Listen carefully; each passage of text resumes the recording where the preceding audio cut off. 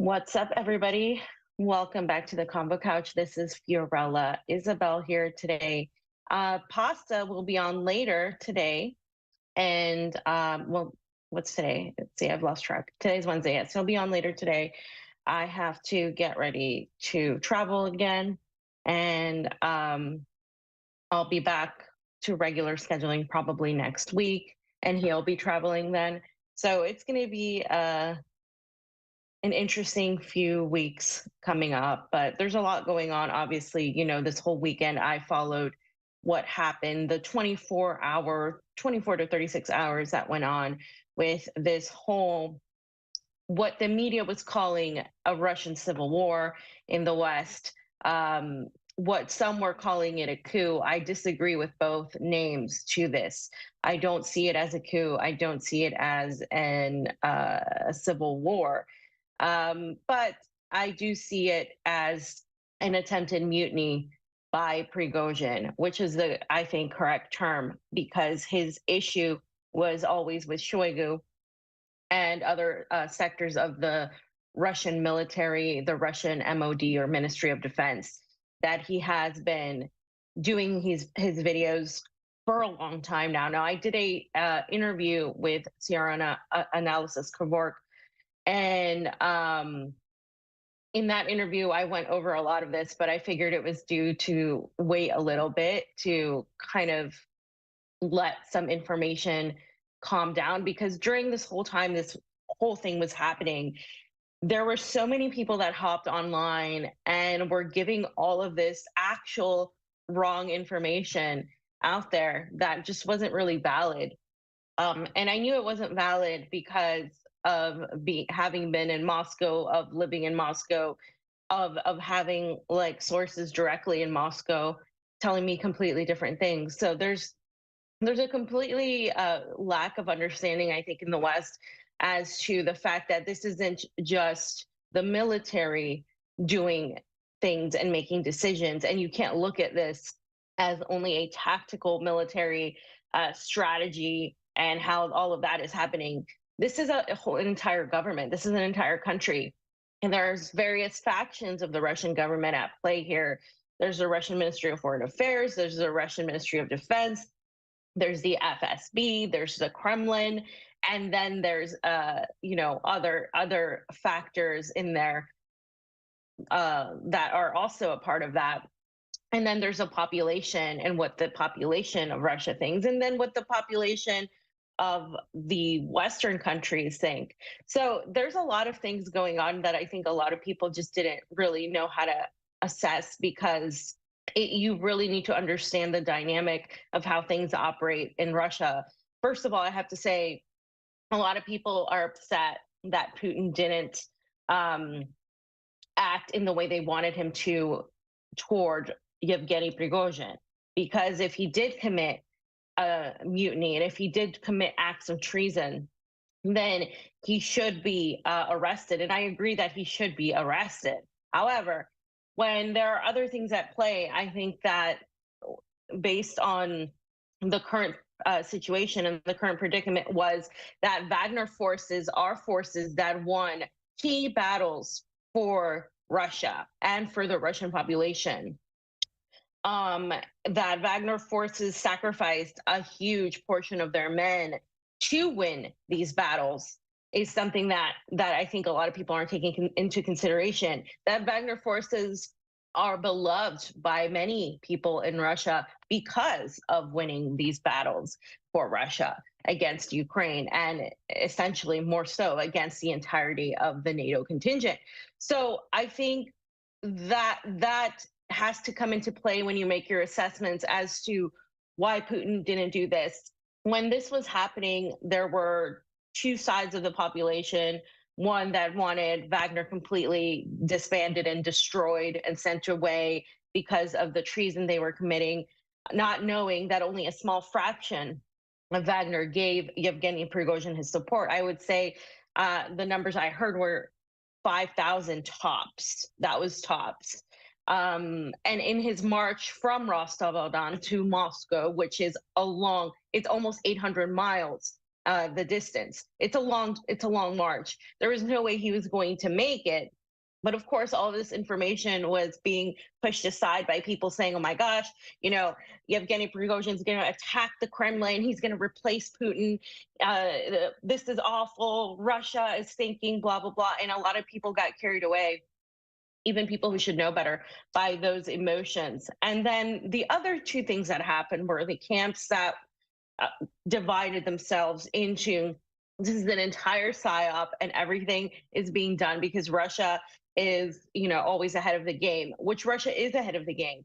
Um, and then the population that was like, no, we're being presented a clear, total story. Nothing else to see here. He's just a traitor, and that's all he is. I kind of don't agree with either of those, because I think it absolutely. I don't believe it was a psyop where everybody's playing a role and they're all acting. And Putin has made two speeches, which we're going to go over, and he's just saying things because he just wants to convince the population that this is real. I don't buy that. One, because there are so many different sectors that would have to be involved, including the president of Belarus, and also because of the fact that so many military personnel came out in support of Vladimir Putin, and that really shows you that this isn't anything that wasn't taken seriously. Now, the Ministry of Foreign Affairs did, but also because even though this situation seems kind of crazy, the FSB had already been looking into Prigozhin. They had been looking into terrorist cells. He has been making videos for a long time, and many were wondering why he never got any sort of like pushback, why he was just allowed to make these videos. And we can talk about perhaps why that was allowed. And it really comes down to the fact that Wagner were in a position where they were essential to Russia. But simultaneously, they were also, although they were funded by the Russian state, which Putin confirmed today in his speech, they were also mercenaries. So they are under a contract. And so they're not entirely part of the Ministry of Defense, which was to change. They were supposed to be integrated into the Ministry of Defense. Now, that is a huge factor that comes into play when we saw these developments with Yevgeny Prigozhin. I also don't think that everything is as cute and bow tied as it was presented after the fact.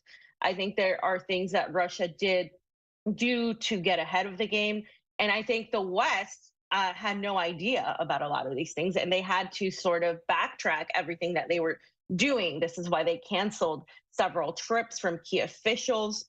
And this is why you've seen the media do a clown show of backtracking, because they really didn't have as clear of an insight as they normally would onto this. There is also evidence of Yevgeny Prigozhin having ties to British intelligence, which I do believe that there was some sort of ties, whether or not he was trying to be genuine to that intelligence or he was trying to play both sides, is still up for discussion. It does seem that, though, he was a problematic figure. That is a reality, that he was a figure that was absolutely somebody that was causing a lot of strife and a lot of internal issues within the Russian military. But a lot of people don't understand that you don't deal with that blatantly by cutting people's heads off. That's never how Putin's government has done things up front. And that's definitely not how Russians and Eastern peoples in general do things. They are not the West. If the United States, if this happened in the US, then blah, blah, blah, blah. Yeah, but Russia is not the United States. And I think people are seeing Russia a lot with the lens that it should be the United States. And I think people are trying to apply this idea of weakness to Putin because he didn't act like an emotional, like vengeful, person. And that's not who he is. And that isn't who he's ever been. Putin was part of the KGB. He's definitely not somebody that's just going to blatantly go out and start, like cutting heads off. And thank God he isn't, because Russia would not survive with a leader like that. And that's a whole other thing. A lot of people are saying, well, maybe this is the other side, that wants a stronger leader. Putin is a strong leader, in my opinion. Regardless of the differences in opinion I may have with him on other issues, Putin is, to me, a respectful and strong leader because he does not allow the emotional outbursts that most people have to get to him when it comes to decision making. Because when you're making decisions as a leader, you need to be a diplomat.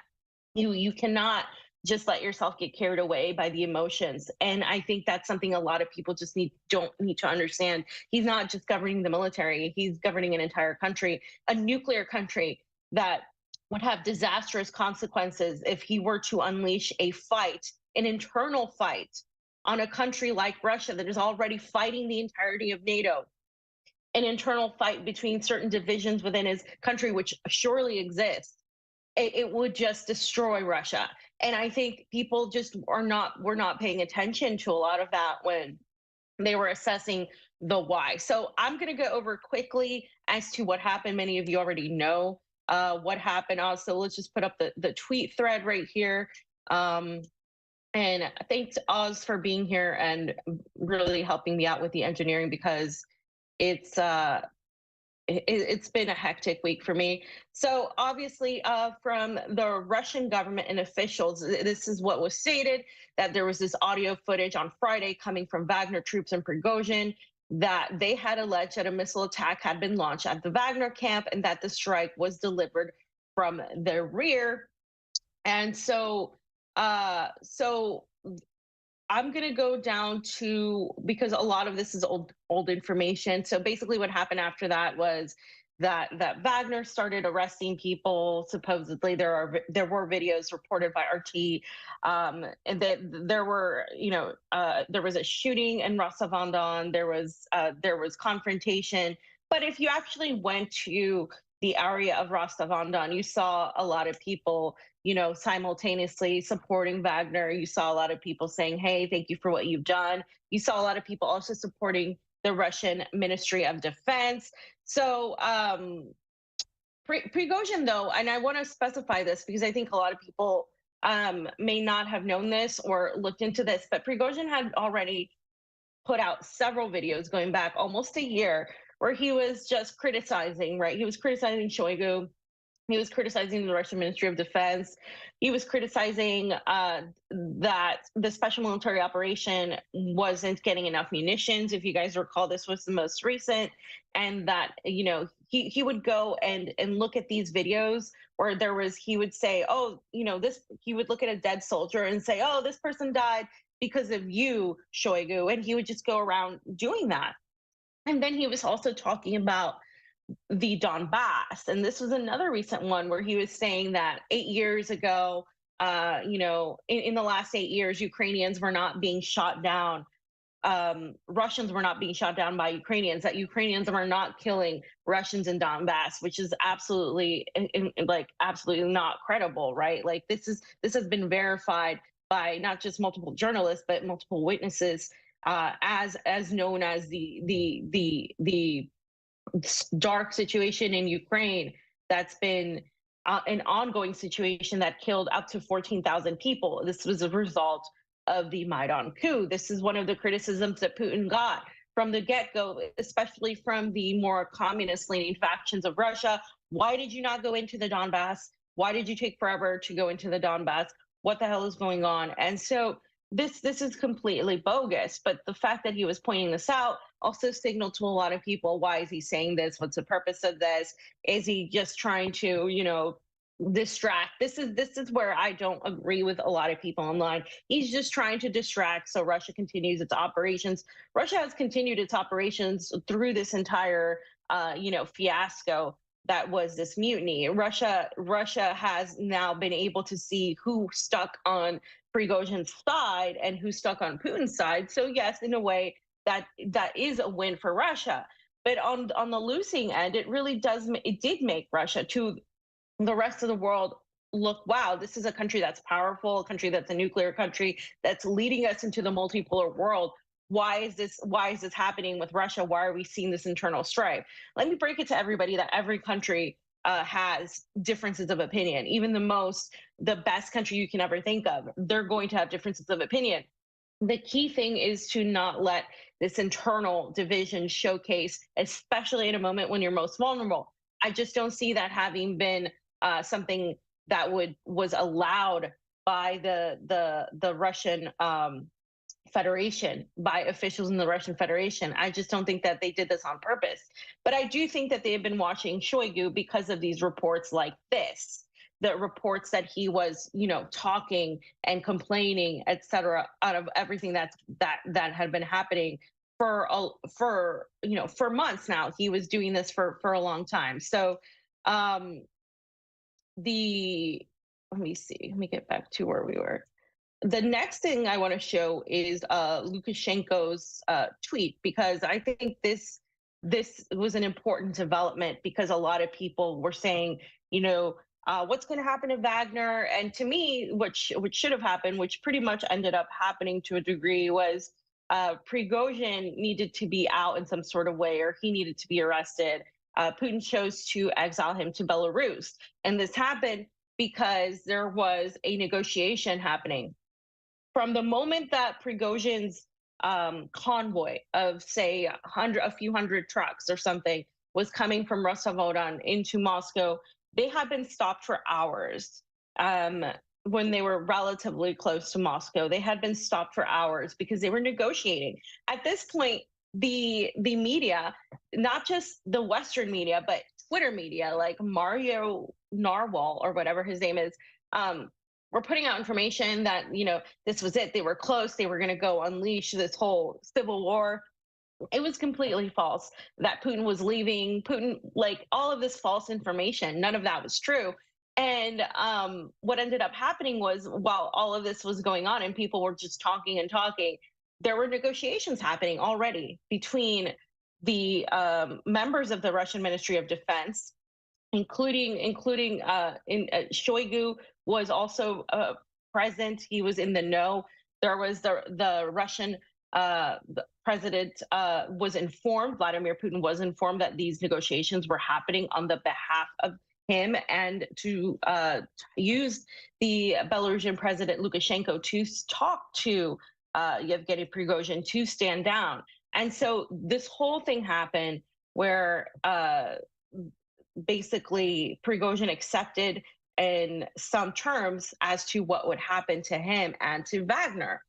And the Belarusian president Lukashenko said that they were able to stand down, and they pretty much retreated. So I'm going to read this a little bit over here so we can get a little breakdown of this. So this is what happened, and this was directly, of course, from the president of Belarus. And so they said this morning, the Russian president Vladimir Putin informed his Belarusian counterpart about the situation in the south of Russia with the private military company Wagner. The heads of state agreed on joint actions.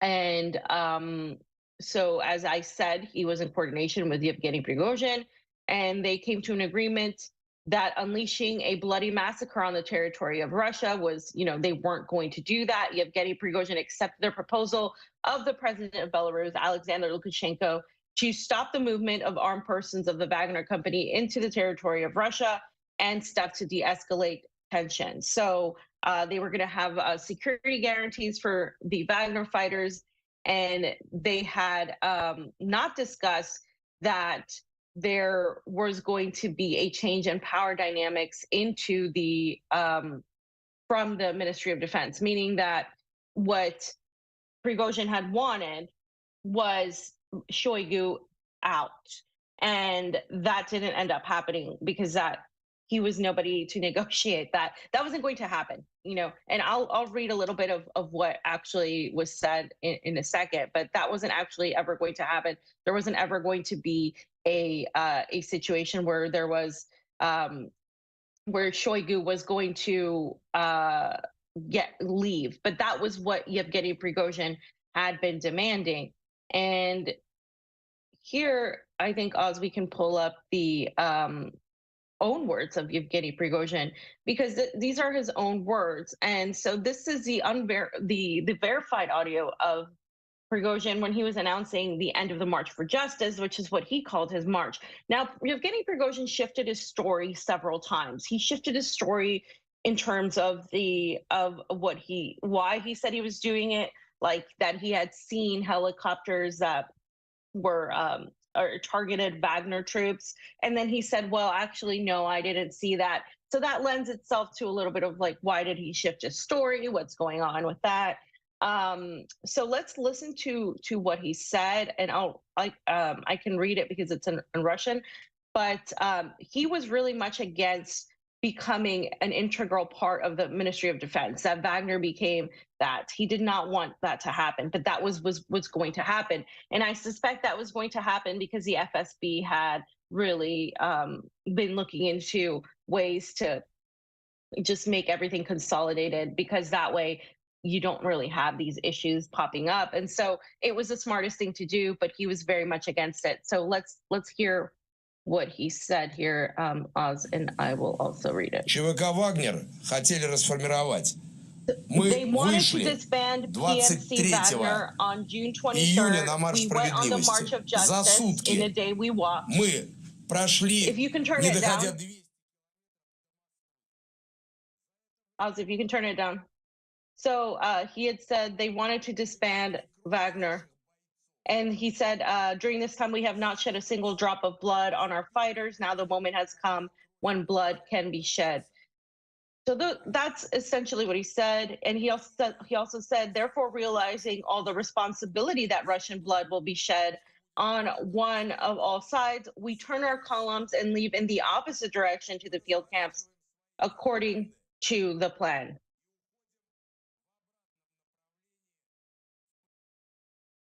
Okay, so those were his own words, and I think what a lot of people thought when that happened was, how could he be so dumb, right? How could he be so dumb to think that he was going to get away with this? And so my answer to that is, I don't think he thought he was going to get away with it. But at the same time, I do see him as somebody that really saw himself as more important to the cause because of the fact that Wagner had won so many key battles, and he had this bravado. He had been saying this for a long time. So him marching to Moscow, knowing, and if we look at the information we have, that he was working with British intelligence, knowing that he in a way had information from British intelligence, I believe that he had been playing both sides. I believe that he had also been coming to Russia with information that things were happening, because that would just make sense in terms of trying to play both sides, and knowing that because of what Wagner signifies to Russia in this moment, because of the very difficult situation of not starting an internal war, he could get away with it to a degree, but also he wasn't going to get away with any sort of actual change in government, right? I don't think he was under the impression that, like other people were claiming, that Vladimir Putin was going to, go out of power, that he was going to be unseated, that Shoigu was, he was just going to, be the leader. I think that would be ludicrous to think. But I do see Yevgeny Prigozhin as an old school type of Russian oligarch type of figure. I don't see him as somebody that was a diplomat in any sense of the word. Like he seems like a regular, like type of person that just really, it's hard to be diplomatic with. And so he had to be handled. And I think this was a way of handling him. I don't think that this should have been allowed to escalate to that. So what is the purpose then of that at that point? Like, what is the purpose of allowing him to do this, to show this? Well, then I think that this whole time the FSB knew that this was going to happen, and they knew that they wouldn't let it escalate. Everything in Moscow during this whole time was rather calm. People were not necessarily like freaking out in Moscow. At least the people that I talked to, they were confident that Putin was going to handle it. In spite of the fact that they were closing down certain roads, in spite of the fact that they declared Monday a non-work day, in spite of the fact, but people were really supporting Putin. And in a way, this sort of brought people together as to understanding what's at stake for Russia if there was some sort of internal strife. Um, but then on the other end of the spectrum, and the reason why people were thinking that this was some sort of psyop is because they said, how could Putin let this happen to this degree? Why wasn't he, taken down? Why, if he is such a traitor, then why is he alive? Why isn't he being, treated? Um, I just go back to who Wagner is and what they've done for Russia.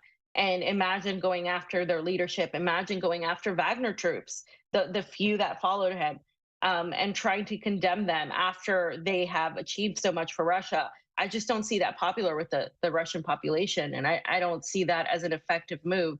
So even though I think he should have been arrested, I think sending him to Belarus does several things here. And we're going to talk about those things because there is now a proven possibility that Wagner will be in Belarus, perhaps to put off an offensive against the NATO bloc that is building there, that has been building there, and that would of course protect Belarus, which is a huge ally to Russia.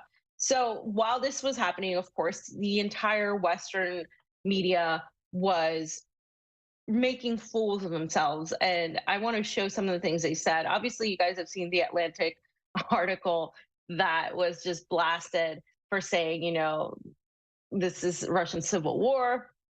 The Russian civil war didn't, if it was, it started and ended within hours, right? Like one day later. So they said things like Putin's armor has been pierced. Putin's domestic control is slipping. Prigozhin's mutiny is the beginning of Putin's end. The coup is over, but Putin is in trouble. Why coups fail? And so they had to unleash certain things. And the Atlantic was one of the worst that did this, right? And so, and this is, and even Alex Rubinstein posted this tweet, and he even posted The Intercept article on how Prigozhin and Putin, dead men walking. I mean, this is supposed to be, adversarial journalism, but clearly it's nothing like that. So the West was coping while this whole thing was happening. And then of course we got the news that Prigozhin, the criminal case that was against him, was going to be dropped, and then he was going to go to Belarus. And that, again, that personnel changes were not going to be happening, that they were not discussed at all during the negotiations with Putin, between Prigozhin and the Kremlin, because this wasn't that the reality was that people were saying, oh well, Prigozhin's going to get Shoigu out, and Shoigu's going to be out, and Prigozhin, and this is going to show that Prigozhin really was working to rid people of Shoigu. Shoigu gets a lot online. He gets a lot of attacked unfairly in many ways, I think, because he is actually really well respected in the Russian Ministry of Defense. And some of the reasons why he gets attacked, and Putin in a way also gets attacked for not being aggressive enough, is because they haven't seen this aggression towards Ukraine that they say needs to happen, that they need to see the situation happen much more quickly. These things always happen. These criticisms always happen when it comes to conflicts, all the time. And they happen because people don't really understand the situation. And you can't go about, just very much just being extremely reckless in your moves when you're being a leader of a very, very important country right now. And so Putin made several statements, and he made several speeches. So Oz, why don't we go to the first speech that he made? And this was his first speech, and in that speech he basically talked about the alleged helicopters that were shot down, right? So nobody has been able to confirm or deny that there were actual helicopters that were shot down by the Wagner forces. This is a key area where people are still what is happening here, because I saw videos, but then the videos were apparently not necessarily verified.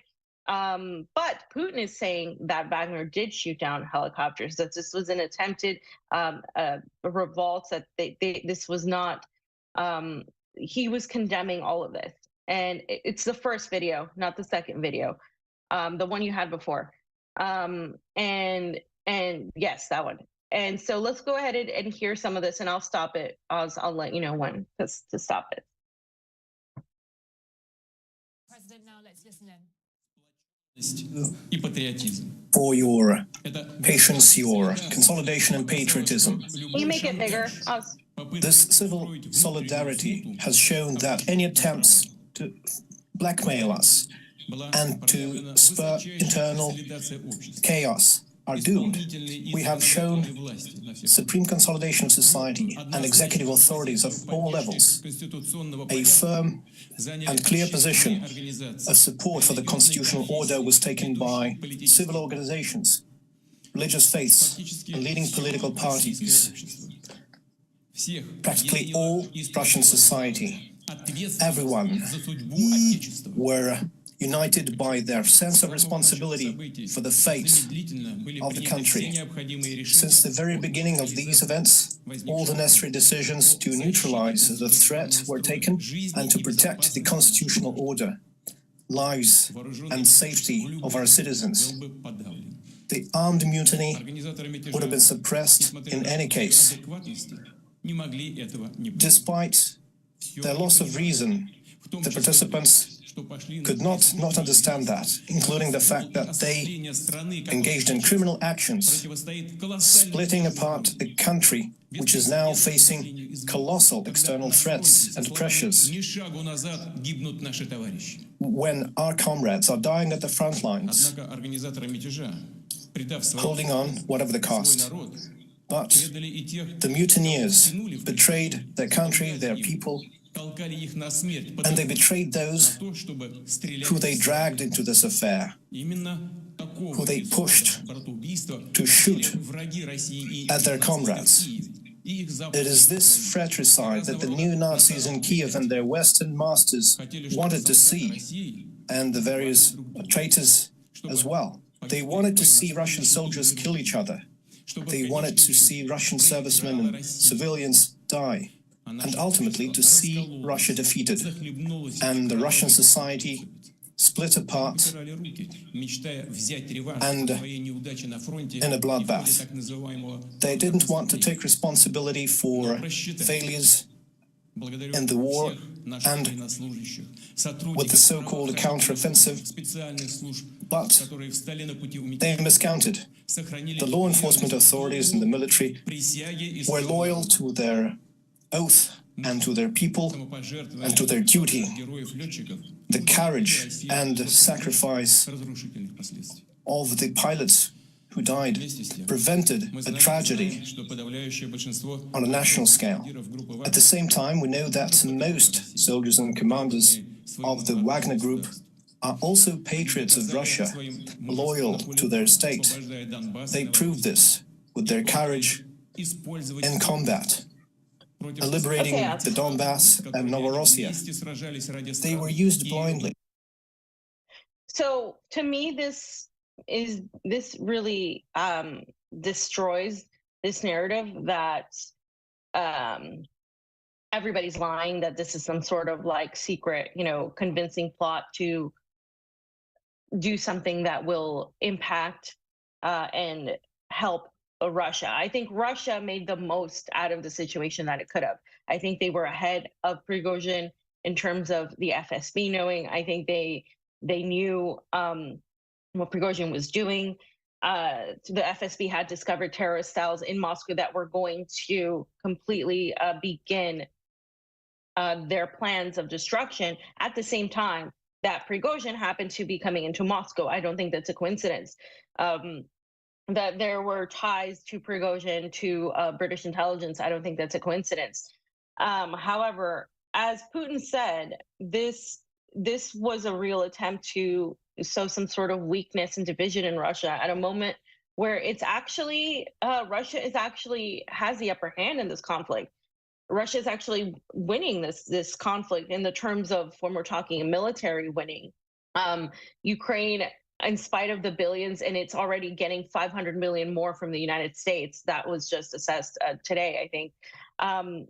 Is losing. I mean, there's no way Ukraine is going to win this conflict. But the reality is that this would have thrown a whole blow to the entirety of Russia. And I do think that this mutiny, this attempted mutiny, they did what they could in terms of being able to do several things. Among them was to be able to see who really stood with the Russian Federation, who stood with Putin, because as Putin said, most of the Wagner fighters protected and were patriots that wanted to protect Russia and stood with Putin. They didn't stand with Prigozhin. So Prigozhin didn't get the support he thought he was going to get or that he needed. So that was discovered. And any sort of official that would have betrayed Putin would have come out and said, would have been seen by the Kremlin. So that wasn't going to happen.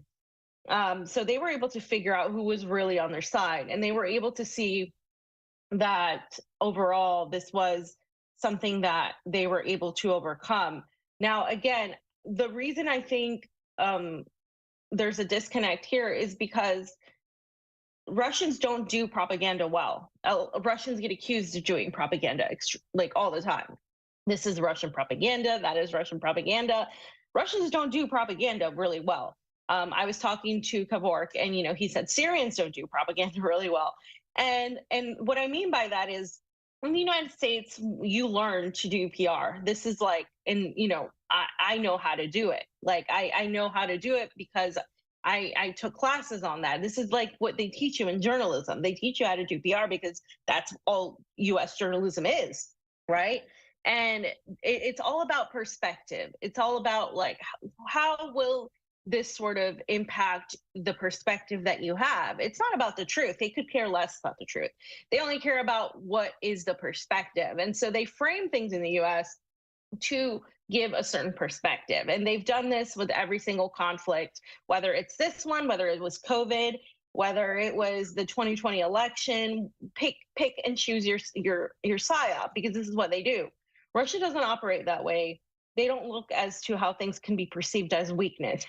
They don't, because they do things that need to get done. For example, if their objective was to have the least amount of casualties, yet still treat Wagner and as members that helped capture cities and help win Russian victories, they can't just ignore them. They can't go after their leader and completely just not listen to what he says. They can't disband them. They have to show some sort of respect. How do you do that as a leader when Wagner is just one sector of what you're dealing with? You're dealing with the Russian population, you're dealing with NATO.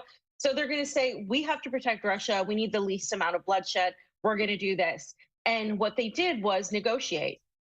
Because when in doubt, what people like Vladimir Putin do is try to negotiate. This is the same strategy they did when it came to trying to stop this conflict from ever happening. They tried to negotiate ad nauseum with the United States and NATO. At every single turn, they said, listen, let's talk. If you don't cross the line, if you don't continue expanding, we won't, this won't happen. This conflict is going to hurt everybody. This isn't what we want. At every single turn, to the point where people were like, Putin, come on, you need to go in there. People are dying in the Donbass. This is how they have always operated. I don't see anything different here on those ends. And when he's talking about the loss of life, when he's talking about Russia and the Wagner troops, this is not a disingenuous speech. I don't see him lying in this at all.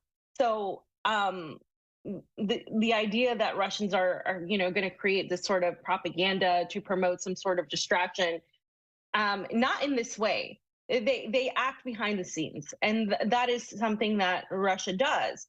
But not in this blatant way, in the way this was done. The entirety of the Ministry of Foreign Affairs, everybody was really in unison, but they were also very much upset that this was happening because it does show a strife in Russia, which every country I said has. But again, in this moment where Russia is vulnerably fighting NATO, it's not something that it particularly could have been helpful to Russia. And they did manage to make the best of it through diplomatic means. In the end, of course, Russia is showing the world how diplomacy works, because if we went in there, we wouldn't have had a negotiation with Yevgeny Prigozhin. We would have shot Yevgeny Prigozhin. We would have killed like the entirety of the Wagner group, and we would have had a civil war. Who had a civil war? I mean, the United States has had a civil war, right? Russia had a revolution, and they had a change of government, which is a little bit different. And there were reasons why that happened, but the civil war in itself, that brothers fighting brothers, that was the United States. So it's interesting that that a lot of the desire for a Russian civil war is coming from the West, when they are the ones who have had a civil war first and foremost. So I want to listen to Putin's second speech. Now, this one is the most recent. In this speech, he is talking about, and he is addressing people in the Kremlin. He is addressing the soldiers that were chose to stay loyal to Russia. And it's important to point that out, because I think that if that wasn't the case, it would have been different. But I would have had a completely different take on this. But the vast majority of people were in support of Putin, and not just domestically, but internationally. The entirety, Venezuela came out in support, Bolivia, Nicaragua, the usual suspects, all of them. And so he said these statements to military personnel in the Kremlin. Among them were that the enemy tried to make use of the recent crisis, and they would do it if mutiny was not suppressed. Everything will be done to support the families of the military killed in the armed mutiny. And the Wagner, he also stated that the Wagner fighters were respected in the country and showed heroism and sacrifice. The Wagner group was also fully funded by the state, meaning by Russia. And Russia paid over 86 billion rubles, so that's over $1 billion, to the PMC Wagner from May 2022 to May 2023. So if he's talking about this, if he's talking about the crisis, and since it's in Russian, Oz, you can just let it play as I talk, because in case people can't read it. I'll discuss some of it. But he basically was discussing the amount of troops that were lost. Can you turn it down? There you go.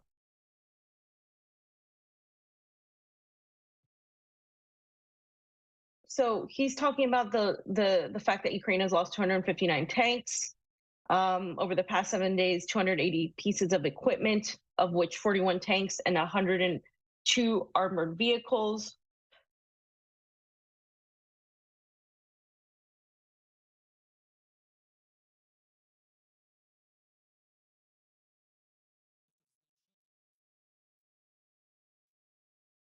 This is a result of your work and your comrades in arms. So he's speaking to the military. Since the beginning of this counteroffensive, and so, okay, so he was talking about the 259 tanks and 780 armored vehicles.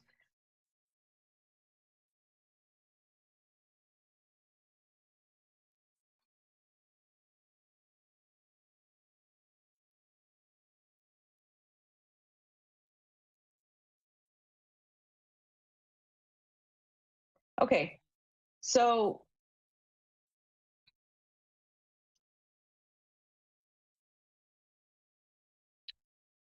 I think that one cut off at the wrong spot, but later on he talked about what I said. He talked about how all of the families in the military that were killed during this armed mutiny will be supported by the Russian government. I think that's an important point, because why would Putin talk about families that were killed during this mutiny if that didn't happen? I just have a hard time believing that he would just say that if it wasn't true. Precisely because this is dealing now with families of those that were killed during this attempted mutiny. Now, on the other side of that is how could that happen by Wagner and they be set free, right? That's what people are having an issue with. Because if they were really traitors, then wouldn't they be put down? So it's almost to me that the people that were found culpable of this were being sent to Belarus, and so there was this speech also that Lukashenko gave, where he had this entire discussion as to what was going to happen in Belarus now that Prigozhin was in Belarus, and what would be the fate of the Wagner group. So I'm going to talk about that in a second, but I do want to point out that the Guardian even talked about Prigozhin's arrival to Belarus, and the Guardian put out this article of Lukashenko confirming of his arrival to Belarus, and that they were going to have security guarantees, as quoted by the from the president of Belarus, as he was promised yesterday, were provided. I see that Prigozhin was already flying on his plane. He is indeed in Belarus today. So there's that. So Prigozhin coming into Belarus is very interesting because we're going to talk about that because that's the latest situation. Prigozhin being in Belarus is a actually beneficial move to Russia in the region. But I will say, I will start with this, and this is from the Chronicles of Conflict, and this was put out on Telegram in a Russian Telegram channel, and it's just translation. So I verified the translation, and British intelligence reportedly believes that a unit of up to 40,000 people can be formed on the territory of the Republic of Belarus, the basis of which will be the Wagner forces. They will be given equipment that has been imported to the territory of the Republic of Belarus from Russia for a long time. The purpose of the new formation may be Kiev and preventing the deployment of an international brigade in Western Ukraine. So it's interesting to me, and I think it speaks to where a lot of people are kind of thinking, how is this conflict real on its face when this is now happening, right? So you got Prigozhin going to Belarus. You have the potential arming of Wagner troops in this region, and President Lukashenko gave some words on these events, and he said a few things that I think are important to analyze precisely why this was happening. And if this was the plan all along, they could have done this in a far simpler fashion. So I don't necessarily think that was the plan all along, but I do think that they knew that the next stage of the conflict was going to be near Belarus. And this was known for a while. This has been talked about in military channels for a long time, that the next stage of the conflict was going to be in Belarus. So what would you do that would be the smartest is to move Prigozhin to Belarus, move a sector of the Wagner to Belarus to then just be there in any case. Now, if Prigozhin was with talking to British intelligence, and if he was an actual traitor, would that be not beneficial then? This is why I believe that he was on it both sides. He is somebody that has known Putin for a long time. He is somebody that has had a relationship with him for a long time. So I don't fully believe that this was just, without any sort of back and forth. I do think there are some things that we don't know. And anybody that tells you they know everything that is happening in this conflict is entirely wrong, because it has really blown the minds of most people as to how Russia is operating and why they're operating this way and why this is happening and why it's not happening. So this is what Lukashenko said. He said the developing situation in Russia would eventually affect Belarus. And this is true. This has been an ongoing situation. This is the reason for attempts to convince Prigozhin to stop the movement of troops. You can do whatever you want, but don't be offended by me. The brigade is ready for transfer to Moscow, and as in 1941, we will defend Moscow. Lukashenko suggested Putin not rush into a cruel decision when it came to Prigozhin. So in this case, Lukashenko is apparently playing the role of mediator. He has played this role before. He is a great leader as well.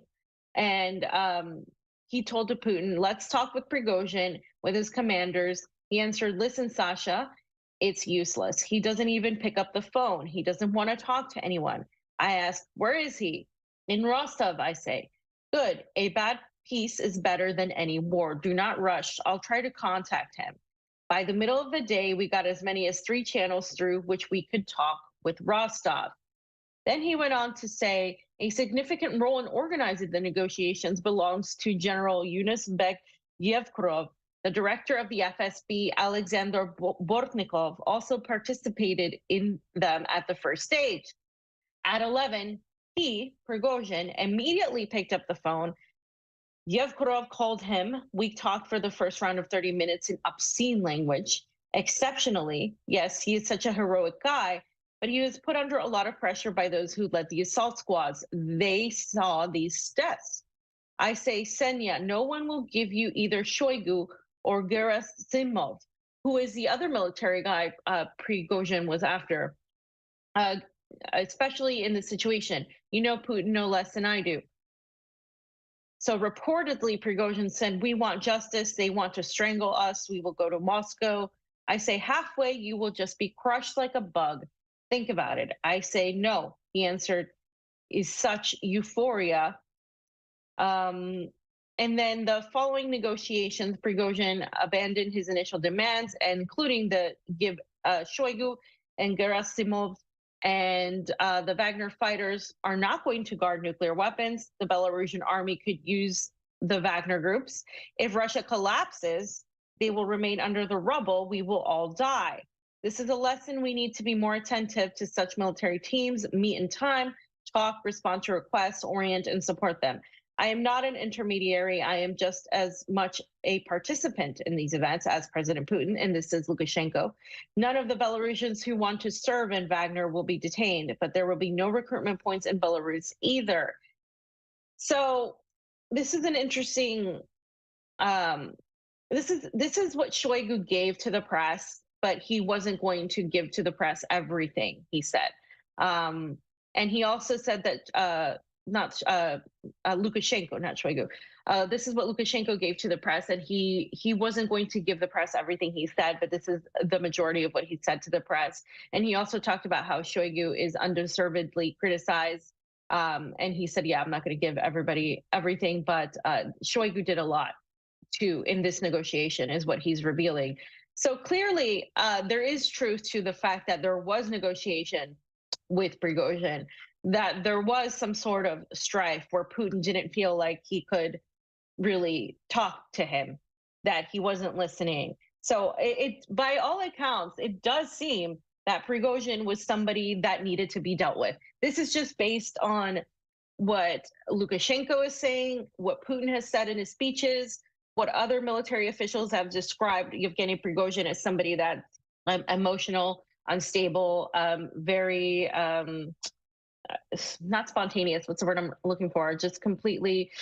It's hard to control him. He can just go off and not respect any sort of diplomacy, any sort of procedure. Very spastic, and so that is the way he's been described by other former military personnel from Wagner, who condemned the attacks he unleashed on the attempted mutiny. And I think it's important to point that out, because otherwise, you have a more, you start thinking in these ideas where Russia just invented all of this. But I do think the Belarus situation was already something that was happening, where Belarus was going to be the next stage of the conflict, because obviously if you look at the borders with Belarus, you have the potential for military buildup by NATO there. And that is something that Russia has to consistently look up and look into.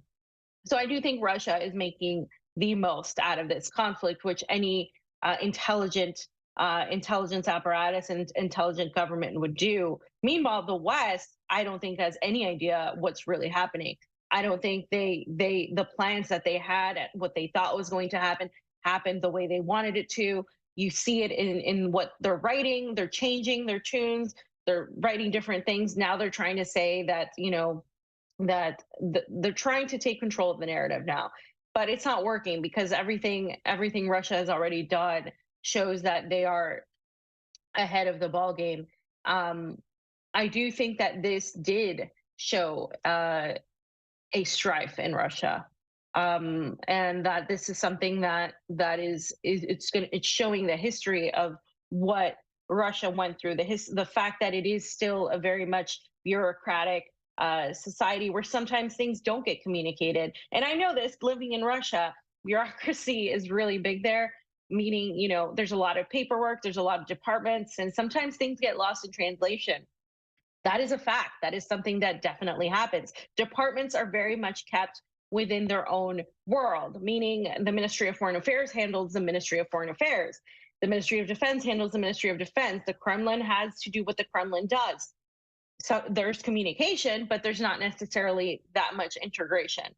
And people don't need to understand that that's how it works. The diplomacy, the way Russians have conducted their diplomatic relations, they basically try to mimic the UN in terms of diplomacy. They don't go out and try to, cut people's heads off right in front of the public square. That's not how they do things. And this is, again, something that Putin has been criticized for, but Bashar al-Assad was also criticized for the same reason. Now, next week, I do want to have on Vanessa Beeley. I want to have on other people because Vanessa can discuss what's been going on in Syria along the same lines of the attacks with Syria and Russia on these, Western-backed forces. That has been something that was happening simultaneously, which also lends people to believe that maybe there's something else going on here as well. I'm still, developing a lot here with as more information as I get. But the more information I get, the more it seems to me that there was a genuine strife, that there was genuine conflict building up with Prigozhin, and that he just needed to be dealt with. And they saw this as the best way to deal with him, given the Wagner position in Russia as the liberators of many Russian cities, as beloved by many of the Russian people. They weren't going to, just go and disband Wagner as much as some people felt like they should have. And Prigozhin going into Belarus is not exactly a loss for him, but it's not exactly a win. He didn't get any of the things he wanted. He didn't get Shoigu or anybody else. He didn't get, an elevated position. He pretty much got exiled. And Sasha, or Alexander Lukashenko, is an ally to Putin. He's not necessarily off the eyes of the Russian Federation. And if he was indeed a threat, and if he is indeed a threat, he will be dealt with, in my opinion, at a moment least expected. And it's never going to be in the way that we do things in the West. And I always use this metaphor of chess. The United States plays chess, going out strong, showing everybody what they can do, showing their might on the chessboard, whereas Russia holds back and waits and creates moves that are forward thinking. And in spite of it seeming like a loss to the Western world, the perspective of this internal strife in Russia, I think the fact that they can be on the brink of such chaos and pull it back diplomatically shows the strength of Putin as a leader, instead of a leader that is unleash and doesn't know how to talk and have diplomatic relations. We cannot look at this from the Western lens of how the West does things. We look at this from the lens of how Russia does things. Even China. This is not, China never acts in an unabashed, crazy way where they just show all their moves. China has never done that, even more so than Russia. So again, I think this is just a concept that is hard for people in the Western world to really perceive. And even people in Russia, sometimes they want, some sort of when it comes to the Russian Green Deal, when it came to, Russia going back into the Green Deal, but Ukraine hasn't really, respected the Green Deal. Why are we doing this? It's not just about having a tit for tat game with Ukraine. It's about being a country that is leading people into a multipolar world, getting the grain to the countries needed in Africa. A diplomat, a leader has to think about those things, not just about how to take, how to have a go to a confrontation with Zelensky and you take my pawn, I take your pawn. It's like, no, we have to think about how we're going to go through this conflict at a larger level. And there's a lot of diplomacy and talk of how these relationships work at a government level missing from a lot of just the military type of analysis only. But I do want to talk to more people next week and have this conversation because, as I said, this conflict has really broken the minds of a lot of us and a lot of people in general, and who have been following this for a long time. And I'm glad everything is great in Moscow. It is now the city that I do call home, and I love it there. I think it's a wonderful, beautiful city with wonderful, amazing people. And I would be obviously devastated if there was something that happened, not just because of it's where I live, but because it honestly, the way people look at Russia right now on the grand stage of this conflict is as a country that is, and Putin said this, I think every leader has said this at some point, it is fighting for its existence as Russians. It is fighting for its ability to be Russia as it has been. Not as a country that's simply fighting Ukraine. We know that Russia is taking on the entirety of NATO. We know that Russia is taking on the entirety of the Western mechanisms and their octopus, media that is just completely controlling the narrative. We know that this is a sacrifice that is being made by the people of Russia, and of course, Ukrainians are also being sacrificed by NATO. We just saw today, and this is where I'll end the stream, that there was an attack. Ukrainian fighters jets accidentally launched a missile attack on Kramatorsk. An hour later, the Ukrainian jets tried to strike again, but something went wrong.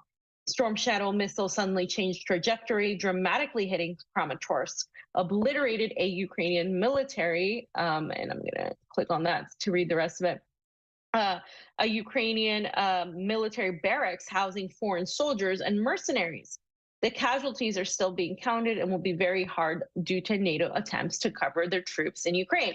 So this once again proves that there are Western and US and European troops in Ukraine. And later on, he says, updated reports of US soldiers among the casualties, including personnel from the 101st Airborne and Ranger Regiment, other American military as well. More info coming, and American Black Hawk helicopters were sent into Ukraine to recover the American casualties. Clearly, US troops are fighting in Ukraine. I mean, we've known this for a long time, but this just, another layer of this that's implemented. Of course, this was everything, of course, is always blamed on Russia, and so they're going to paint it as Russians are attacking, blah blah blah. But the reality is that this just shows that there are U.S. troops in Ukraine, and they have been trying to block the idea that they're there. But I mean, if you go and there's multiple videos out there, you can see the patches of where these soldiers, who they belong to, that they're foreign mercenaries. Look, I mean, in my opinion, and no country should be using foreign mercenaries in general, there shouldn't be a need. But if you're going to attack Wagner, that has obviously troops in Africa, and that has been given accolades for what they've done in Africa and other parts of the world. How about we look at the American end of things, right? The American mercenaries that go on and have been working with radical factions in Syria, that were working with radical factions in Afghanistan, and that are right now, of course, supporting fascist factions in Ukraine.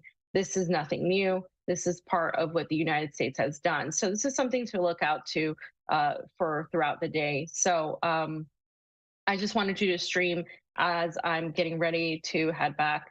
And I will, of course, be back with more information probably next week, as Friday I'll still be en route. So I will keep you guys posted on any more things that are happening. I'll be back and with the regular broadcast and a few new things here and there. So that's what I wanted to come on and talk about. And like I said, we will have more guests on next week to talk about this whole issue, because I really like hearing everybody's perspective on this.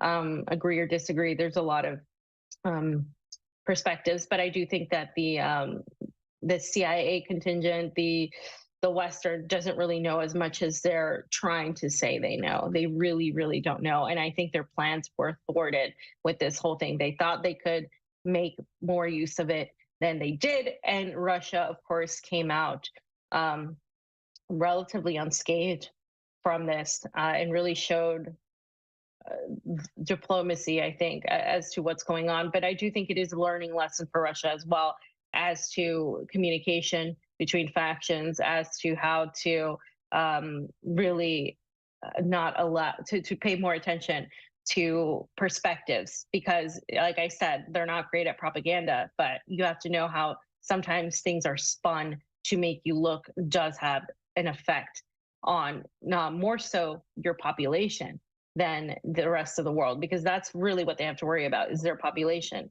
And I think sometimes it's to a fault. So I'll be following this throughout the week. So follow me on Twitter. I'll be on there as much as possible. Thanks so much for watching. Combo out. See you soon.